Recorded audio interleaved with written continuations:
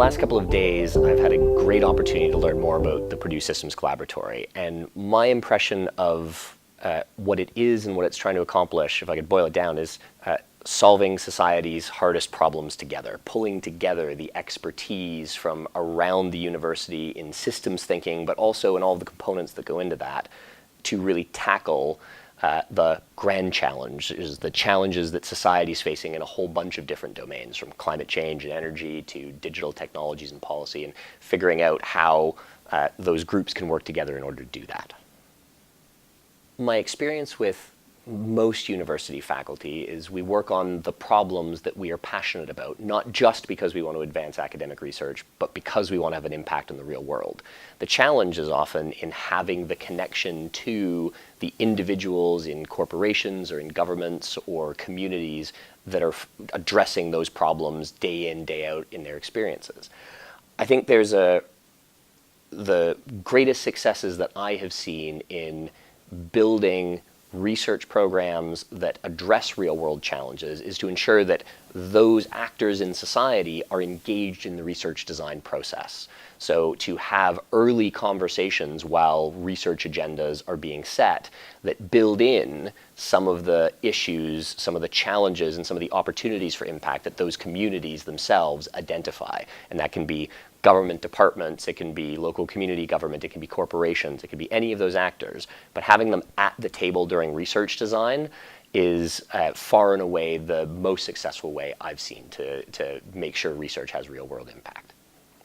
The community that PSC has pulled together has some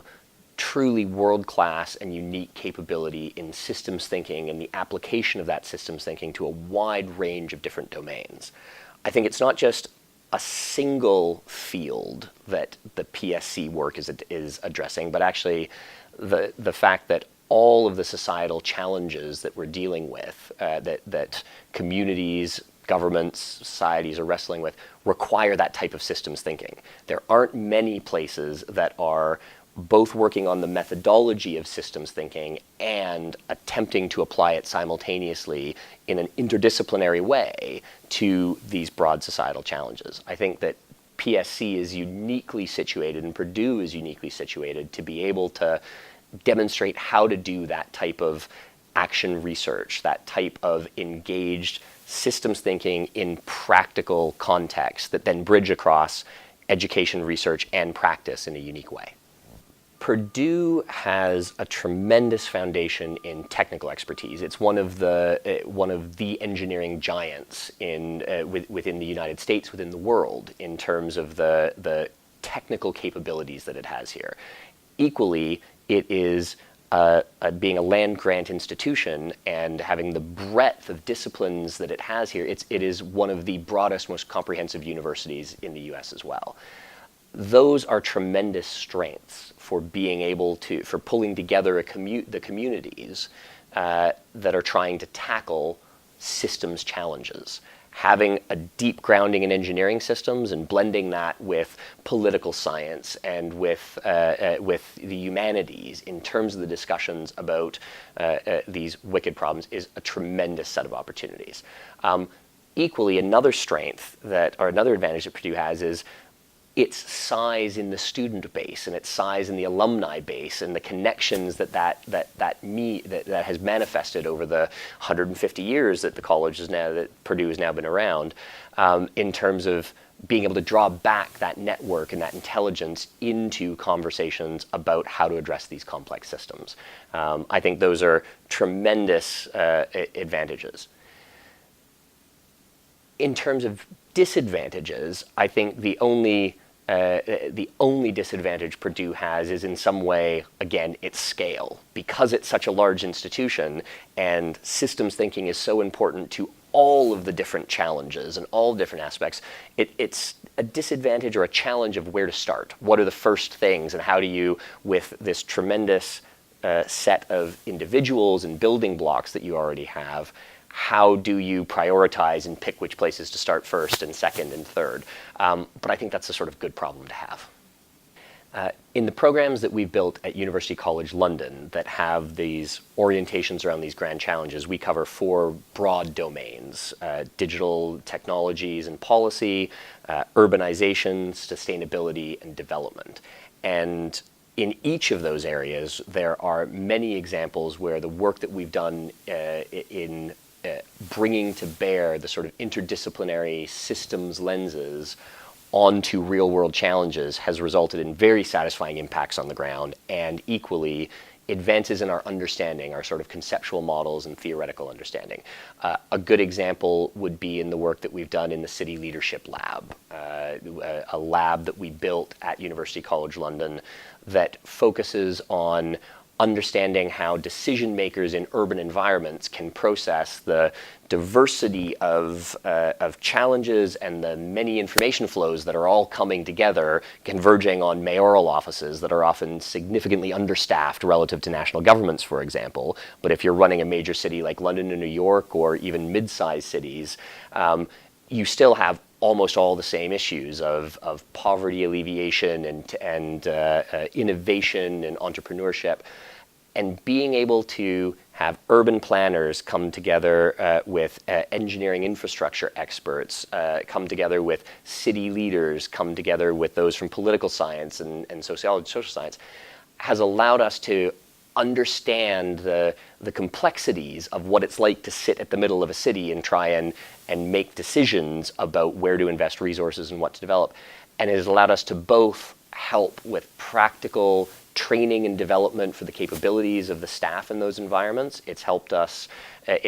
the researchers get a better theoretical understanding of how urban systems are evolving and work and integrating, for example, digital technologies today. So that's just one example, but we could equally pick an example in cybersecurity and in, for example, the Internet of Things, and how the Internet of Things is emerging with economic opportunities, simultaneously with creating cybersecurity challenges, simultaneously with creating social disruptions positively and negatively, and new theoretical conversations about how to think about these networked communities and societies and the technologies in them, as well as very practical challenges of how to integrate them together. Those are just a couple of the examples, but there are many, many more similar.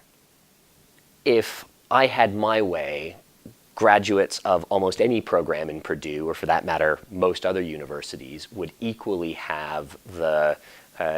training in systems thinking, in the ability to connect the disciplinary knowledge that they've gathered, whether it's in political science or in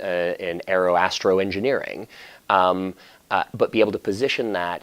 in the broader context of the other expertise that you need when going out into a corporation or a government or starting your own company. In those environments, you need to be able to position your knowledge with that of other people and integrate it together into the system, the real system, in order to have an impact. I think the type of education, the type of knowledge that PSC has developed and has embedded within its creative faculty is essential for future graduates in all of these areas. At the same time, I think that there is a role for PSC in integrating education, research, and practice. I think that it's absolutely true that the next generations of Purdue graduates from undergraduate and graduate studies in their early and mid-20s needs to have this. But there's also engineers in their 30s, 40s, and people in C-suites in their 50s and 60s today who also desperately want to understand how to analyze the systems, change the systems in which they work. So I think PSC has a role not only in educating the next generation, but actually maybe the current and previous generations of Purdue and other graduates in how to take that thinking, apply it in their current practice, and of course link that back to the research challenges that are being examined within Purdue, which then influences the education that's being provided, which influences practice. And I think that in some ways, the PSC is ideally situated to think of its education programs within the system of delivering education and research and practical impact this century. The knowledge and expertise that the Purdue Systems Collaboratory has pulled together from across engineering and more broadly from across campus is absolutely invaluable for real-world partners to be able to tap into. So organizations today, whether they're traditional engineering companies like the Boeings or the Arups of the world, or they're the new technology companies, the Googles, the Amazons, the Facebooks, or they're startups or government departments, all of them are facing challenges that go beyond the technical areas that they built their companies around. And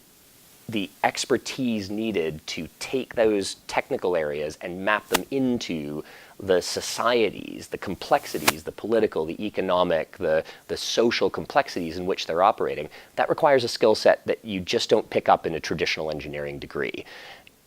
PSC is beautifully positioned to help the graduates coming out of the current programs fill the needs of those companies, but equally, current executives and current staff members in mid and senior levels of their careers in those organizations, I think should be looking to PSC to help them develop more of that capability internally to advance their ability to think about how they operate in an ever more complex world.